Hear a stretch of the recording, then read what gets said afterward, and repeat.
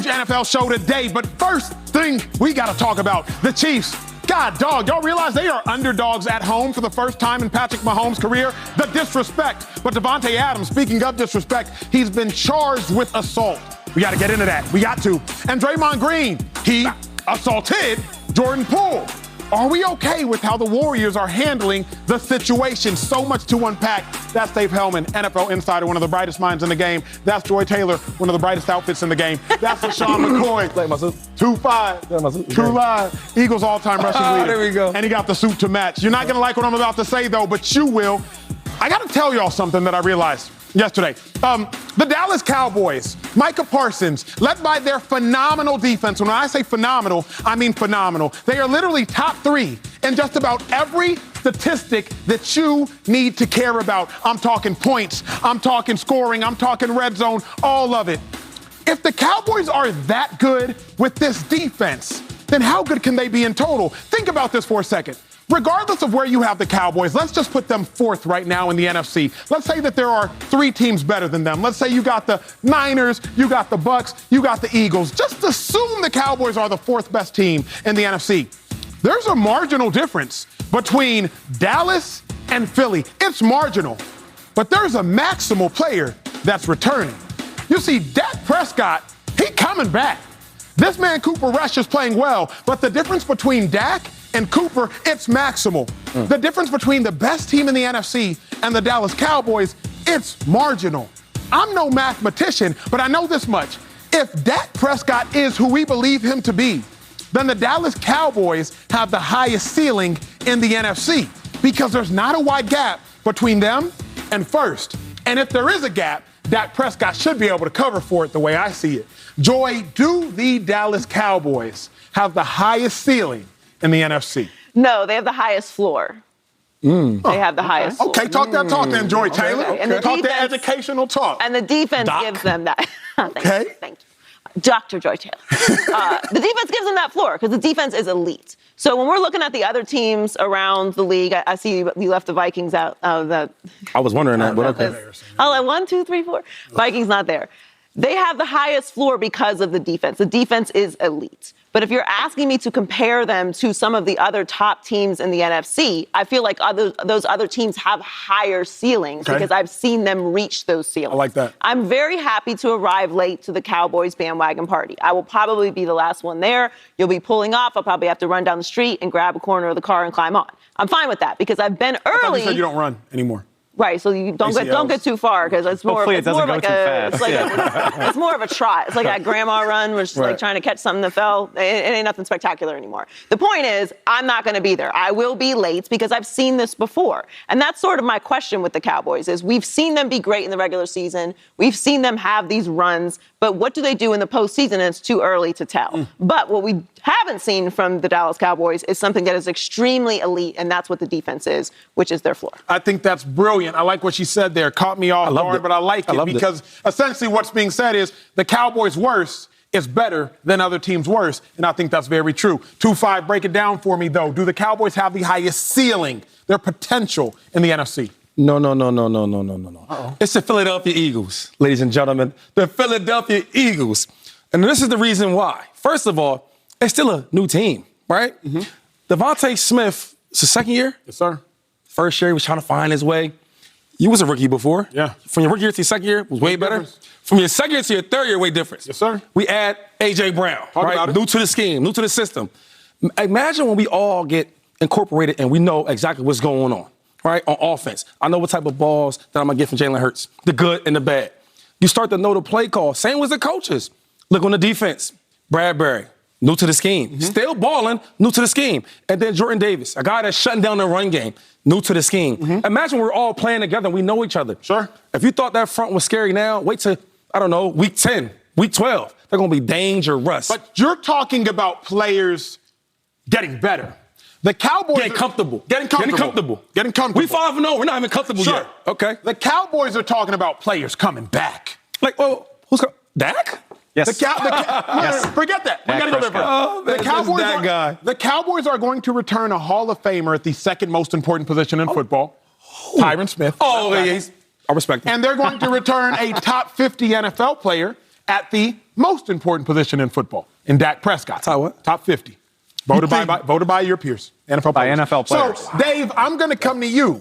Sure. In light of that, do the Cowboys, in fact, got the highest ceiling? I don't want to say yes, just because, like, again, Cowboy juice, it tastes great, right? I try to avoid it, especially after what happened last year. But if that's the question you're presenting me, the answer, I think, is yes, just because we have seen, I don't want to say complete, because, Shady, you're right. Like, teams get better as the season goes along. Normally I am. Thank you. Appreciate that. Thank you, brother. Teams get better as the season goes along, typically, at least the good ones do. But we have seen Philly, Tampa Bay, Green Bay, we have seen them with the personnel that they're going to have. I know Tampa's had guys in and out of the lineup, but they've had Mike Evans for games. Yep. They've had Chris Godwin for games. Got Julio. They're not waiting on somebody like Dak Prescott. Neither are the Eagles. The Eagles are as complete as they're going to get in terms of their roster. And by the way, they've played games. Maybe not played the best games they're going to play. Yeah, of course not. No, but they've played some weak opposition. We can admit that, right? I mean, they've got wins against Detroit and Washington. I mean, that's just the truth. Mm-hmm. That's true. No, you're right. Well, okay. Do they have a win as strong as some of the opponents the Cowboys have played? I guess the Vikings. Not to me. The Vikings are. The Vikings. Yes, the Vikings. She talked about it earlier. The reason, and let's stop down here. They were number 2 in the NFC. Is this the game we all watched together? Was that the Monday night game? Yeah. The reason, again, sorry, Vikings fans, the reasons I can't respect the Vikings as it stands right now, because that effort was so pathetic. Oh, my God. Don't roll your eyes. You were there. You're right next to me watching the games, taking my blanket. You can have a bad because game. that effort was so pathetic and the energy was so pathetic, I haven't yet put the Vikings in that conversation. Okay. But so that goes against the Eagles. But we're not going to hold the game against the Cowboys that they actually lost against them? The Cowboys-Bucks game? Yeah. The difference for me was this. Kirk Cousins seemed like he was trying to lose the game. Okay, but we know, but we know Kirk wasn't actually trying to. Let me answer the question more directly because I think I can. And I will say for the 100th time on this show, the Cowboys played so poorly against the Bucks. They played poorly enough that I gave up on them after one game. Dak was the quarterback? Here was the difference. Dak was the quarterback. Okay. Here was the difference. You got Tyler Smith starting his first ever game in place of Tyron Smith. Yeah. You got an offense that didn't have Michael Gallup, and you lost Dak Prescott during that game. I get that he played bad. You're allowed to have one bad game. They have since gotten Michael Gallup back. Tyler Smith and the offensive line have begun to gel and played a lot better. Very true. And you are going to get back a top 50 player, a player who has played at an insanely high level at times in his career. We got to see if Dak is going to play that well when he comes back. It's the injuries to his throwing hand. I don't think you can underestimate that. So that's why I'm a little bit reluctant. But if you get the Dak from weeks 1 through 7 of last year back, we're going way back to last year. That's a calendar year ago. That's not that long ago. Can we go back to the Dak we recently seen? Was no touchdowns, 1 interception, 130 yards, and 3 points and a loss. So franchise quarterbacks don't get aberration games. I'm just saying, man. I'm going to make a T-shirt with. No, I'm going to make how many games in a row we've said. It is what it is. Let me interject with this. Please do. This was a real thought that put me over the edge, Joy, to say that the Cowboys are the most dangerous or have the highest ceiling in the NFC. The Cowboys' biggest weakness, which we all agreed on yesterday, was at the wide receiver position. Relatively speaking. Yep. We wanted to say it was offensive line, but Terrence Steele, the top 15 right tackle right now, as the grade suggests. They're playing well. Tyler Smith is playing really well, like you said. Running backs playing well. Dalton Schultz playing well enough through injury. If the weakest position for the Dallas Cowboys is led by a receiver who averages 1,000 yards over the last 2 years, I'll take that. I really sat down and thought about it, and as much as we laugh at CeeDee Lamb and all the things, if the Cowboys' biggest weakness is a first-round pick wide receiver who had 935 yards his rookie year and 1,100 yards his second year, that's when I'm like, when I look at the Packers' biggest weakness, it's a receiver who's never had more than 500 yards. If I look at the Buccaneers' biggest weakness, it's at the offensive line. They're on the second and third string thing. What am I doing? You're doing it again. What am I doing? You're telling me all about numbers. Because when me and you together watch the games, right, and we watch CeeDee Lamb, Are you saying the same stuff, or what are you saying to me? He's not like that. He's not like that. So you're saying he's not like that when we're together one-on-one watching the game with our eyeballs. Ladies and gentlemen, America, we got to stop always looking at the stats. The stats can lie to you. Sure. But your eyeballs don't. They don't. When you drop open passes, right? Yeah. More than once. Sure. I can't put him in this category. Well, if we have him, no, we have a guy that's supposed to be a number one. That's not the number one. The old number one is getting busy right now in Cleveland. Correct. True. And he's not. Correct. So when you play against the Eagles, right, and we got cornerbacks on both sides. Yes. It's going to be lights out, baby. Here's what I'm saying, Joy. It's everybody got a weakness. Everybody do, except you could argue the Philadelphia Eagles. Yeah. The Philadelphia Eagles' weakness right now is what's Jalen Hurts going to do when it counts? We haven't seen that. That's their only weakness. Their weakness is a question mark. Everybody has a weakness in the NFC. The 49ers, at quarterback. The Vikings, at quarterback. The Buccaneers, at offensive line. The Packers, at wide receiver. Cowboys? The Cowboys, at wide receiver. Quarterback sometimes. So I'm saying, Dak. of all the weaknesses, if you got to pick one, the Cowboys' weakness isn't all that weak. But we weren't worried about CeeDee Lamb. CeeDee Lamb had bigger numbers than Amari Cooper, and not as the number one receiver last year. We were wondering if he was going to step up more into the number one receiver role, but we already knew he could put up numbers. That wasn't the question. CeeDee Lamb wasn't a question for me. It was the rest of the wide receiving core. We're concerned about teams like the Chiefs. They still have other wide receivers. We were talking about the depth of the wide receiving core, not CeeDee Lamb. So if you can neutralize CeeDee Lamb, can the rest of the wide receiving core Can Noah Brown beat us? But here's the thing. Because unless you've changed your opinion about the rest of the guys there.